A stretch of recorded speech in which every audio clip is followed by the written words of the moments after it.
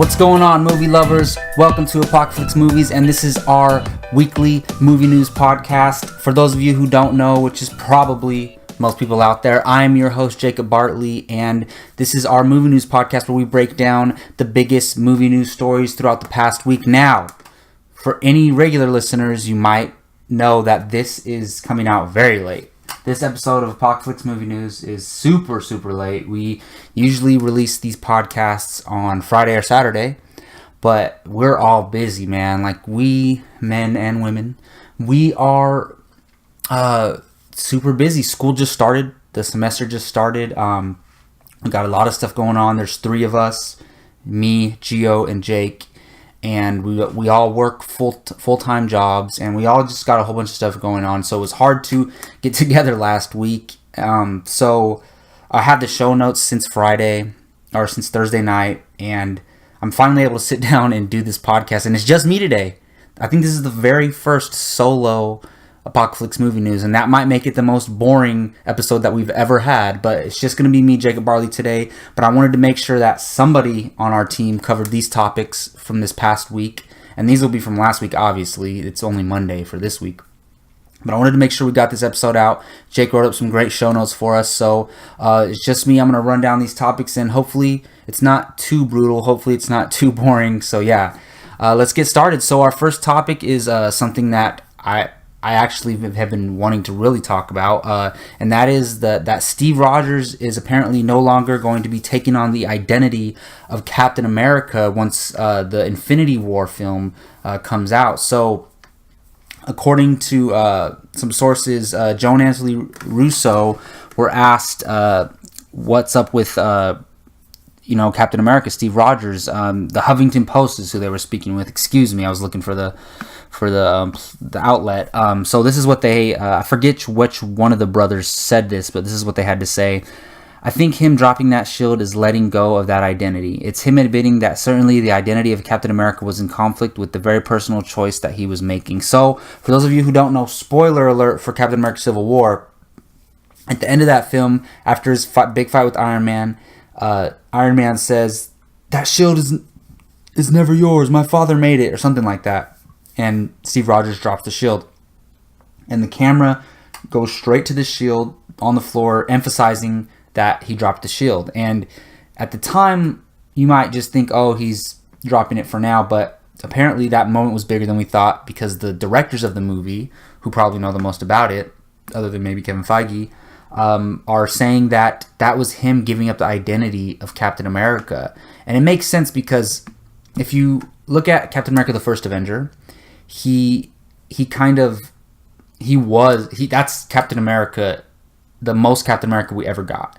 And then in Winter Soldier, we see him kind of losing that identity and questioning it, because the thing that he believed in the most, the U.S. government, is the thing that betrayed him in that film.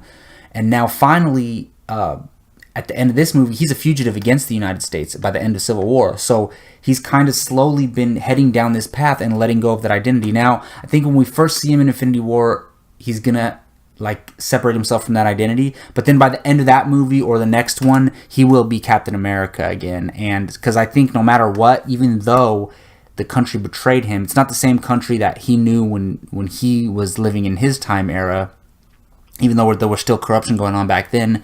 I just think it's going to be a temporary thing. So for now, Steve Rogers may not identify with the identity of Captain America, but eventually I think he will. And overall, I like this because we need changes in the characters. Like, we don't just want to see him be Captain America all the time. So it's character development, and he's arguably had the best story arc in the whole entire MCU, depending on who you ask. So yeah, this is exciting. I'm digging it, and I can't ask one of my partners what they think today. So just gonna move on to the next topic, and that is some DC news. So sticking in the world of superhero movies.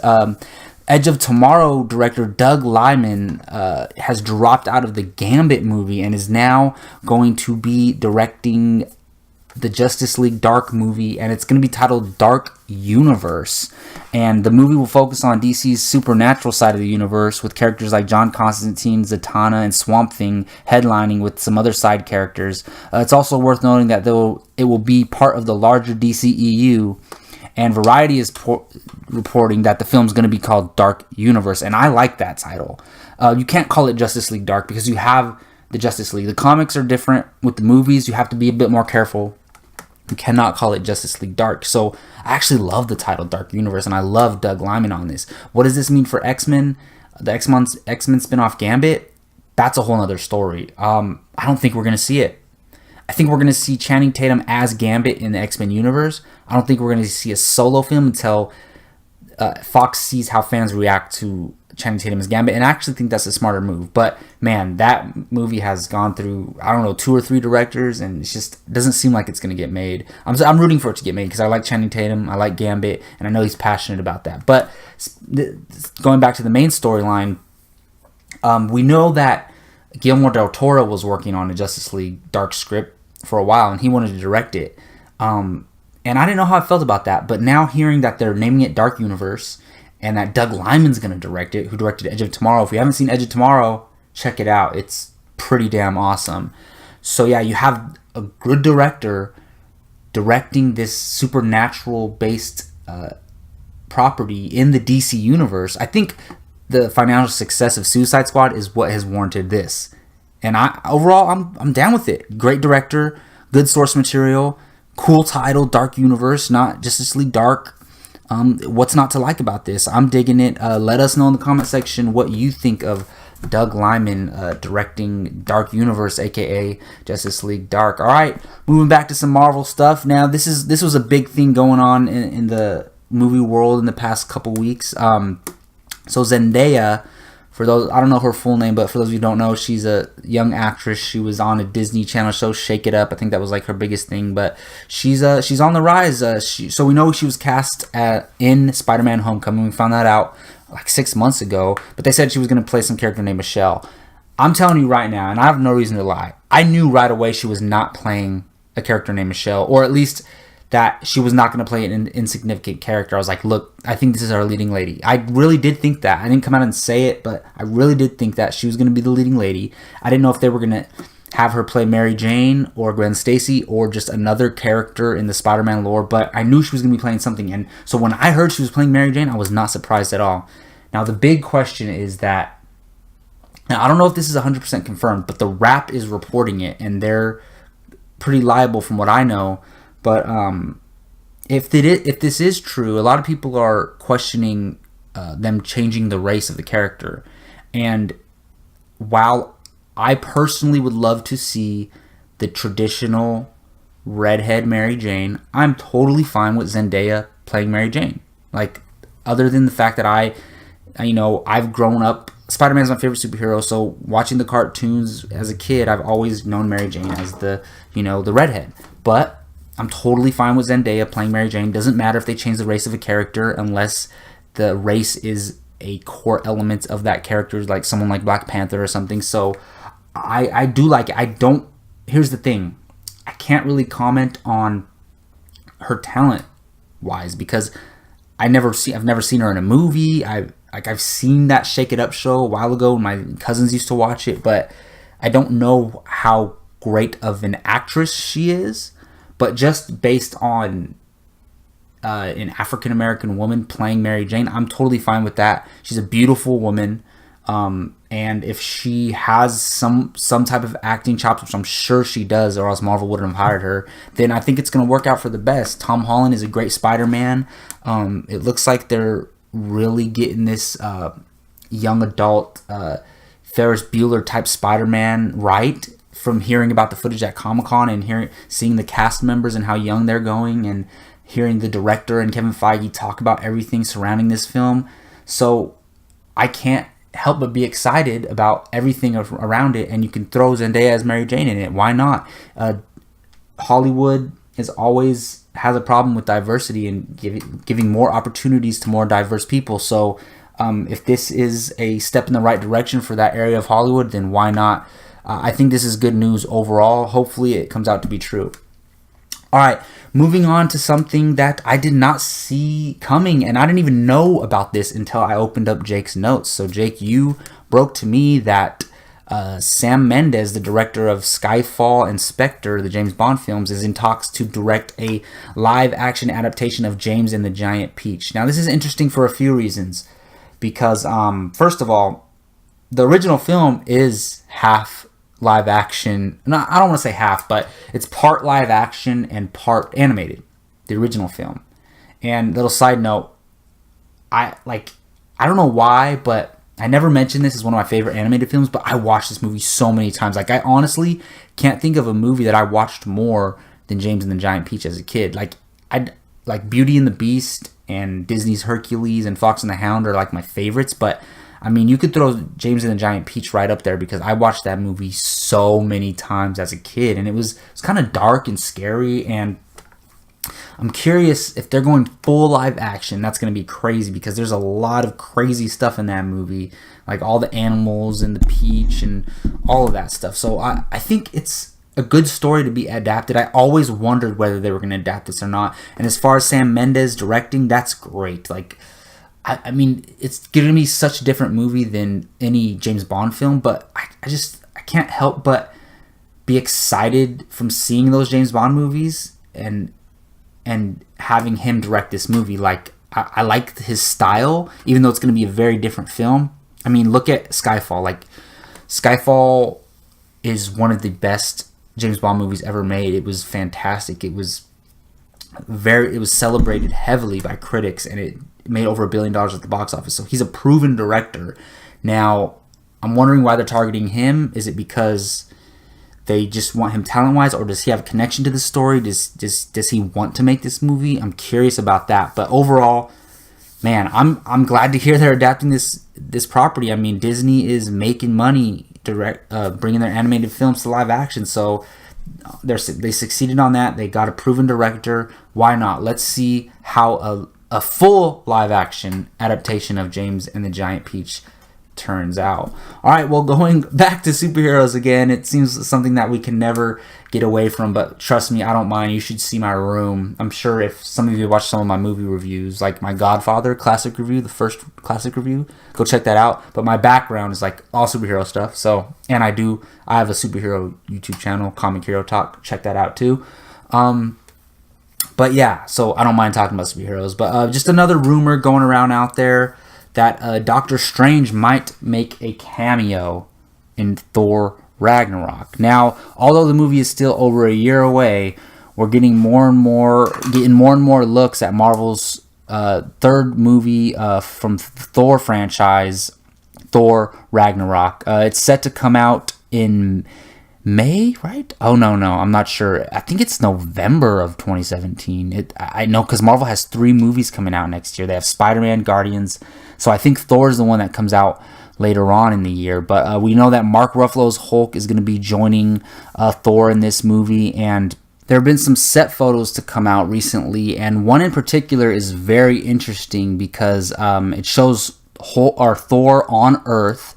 And he's just wearing normal Earth clothes, and he's holding a card, and apparently the card reads 177A Bleecker Street, and apparently in the comics, that address belongs to Stephen Strange himself. So with all the stuff going on in Thor Ragnarok, with the hell elements, and Hela, and all that stuff, maybe there's a reason why Thor has to go visit Doctor Strange, and this would make complete sense. We're getting this Doctor Strange movie this year, which is crazy. I keep thinking Doctor Strange comes out next year, but it comes out this year. That's freaking exciting. So it'll be cool to pepper Doctor Strange in this universe and get people used to him, because he's going to be a main character for a while, especially with possibly characters like Thor and Iron Man and Captain America moving on sometime soon. So it makes sense, and I love it. I mean, it's not like Doctor Strange is appearing in Spider-Man. Like, even though Spider-Man and Doctor Strange have a lot of interactions in the comics and the cartoons, it wouldn't make that much sense for Doctor Strange to appear in Spider-Man Homecoming. Like, what would be the reason? But in Thor Ragnarok, with everything going on, and all the fantastical elements and everything, it would make sense for Thor to need somebody like Doctor Strange, even if it's just for like a 10-minute scene, or like just for some advice for something that's going on. So I actually buy this. I think it's true, and I hope it's true. And I love seeing all these characters pop up in all these movies. That's the reason why they made this universe to make it feel like the comics. Any given movie, you can have a certain character pop up. Like, I think if Doctor Strange does make an appearance, it'll be to the extent that Falcon was an Ant-Man. Like, think about that. He's not going to be with Hulk and Thor on the whole mission, but I think to the extent that Falcon's and Ant-Man would be a perfect example of how small of a role Doctor Strange could have in Thor Ragnarok, and I really hope it's true. So we will find out next year when Thor Ragnarok comes out, or maybe even before that. All right, moving on to our newest segment on the Apocalypse Movie News Podcast, and this is going to be interesting doing this by myself, but we will see how it goes, and that is Take One, Leave One. So this is the segment where we take 2 or more movie-related topics and put them against each other and ask the panelists, aka just me today, whether I take it or leave it. Take which one I'm going to take, which one I'm going to leave. Now, apparently Jake has loaded me with 3 trailers in the first Take One or Leave One topic, so I don't know if I'm supposed to take 2 and leave 1, or take 1 and leave 2, but I'm just going to say whether I take each or leave each. And this is easy because I'm definitely taking 2 of these and leaving 1 of them. But so I got the new La La Land trailer. I forget the director's name, but the director of Whiplash is directing it, and it stars Ryan Gosling and Emma Stone, the musical. And then you got the Rings trailer, the horror franchise, the newest film from that. And then you got Manchester by the Sea trailer, the Casey Affleck film, which got a lot of buzz I believe it was the Toronto Film Festival earlier this year, and a lot of people are talking Oscar buzz for Casey Affleck. So I just watched all 3 of these trailers right before this podcast, and I'm taking La La Land, I'm leaving Rings, and I'm taking Manchester by the Sea. The La La Land trailer, it's not great, but I'm just so in on this movie. I love the first trailer. Now, the second trailer is alright, but I'm totally in. I don't even want to watch another trailer for this movie. Sign me up. Whiplash was, I think it came out in 2014. Whiplash was one of the best movies that year. It was nominated for Best Picture, and it deserved it. I believe it was nominated for Best Picture. Yeah, it was. It was one of the best movies that year. The director is great as looking at that movie, and he has an ear for music, and this La La Land is a musical, and you have Ryan Gosling and Emma Stone, who have proven chemistry in films together, and who are two of the best working today, and 2 of my favorite working today. So cannot take La La Land enough. I'm totally taking that. I'm leaving the damn Rings trailer. Man, I don't know how long that trailer was, like 2 minutes, but I was wanting it to be over. Like, geez, I don't know. I'm not in. Like, I like horror movies. I do.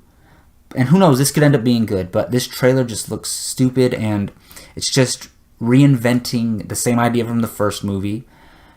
But the only element I like that's cool is what you can do with social media these days, and how in the first movie it was a tape that people were watching, and then after 7 days you die or whatever, and you're like tortured for those 7 days by this little girl.